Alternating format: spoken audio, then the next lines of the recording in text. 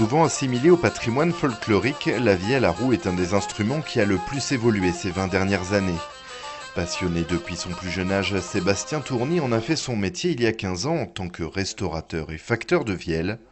Installé à son compte depuis 1 an et demi, il a choisi de privilégier la conception sur mesure. Depuis 1 an et demi, j'ai fait 17-18 vielles.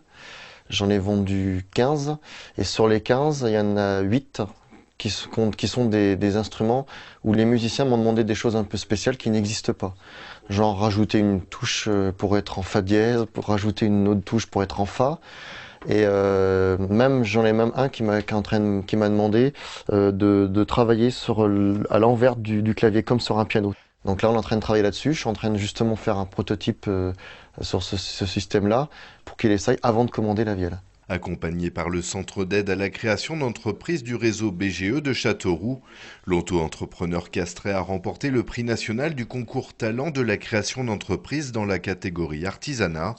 Avec 3 représentants pour 50 sélectionnés à Paris-Bercy, l'Indre était particulièrement bien représentée cette année.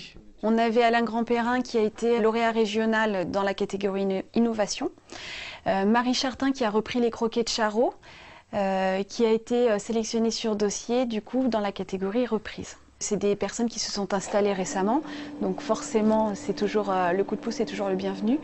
Et puis après il y a tout un relais médiatique, donc pour des activités notamment Sébastien qui a une clientèle nationale et même au-delà, c'est toujours intéressant.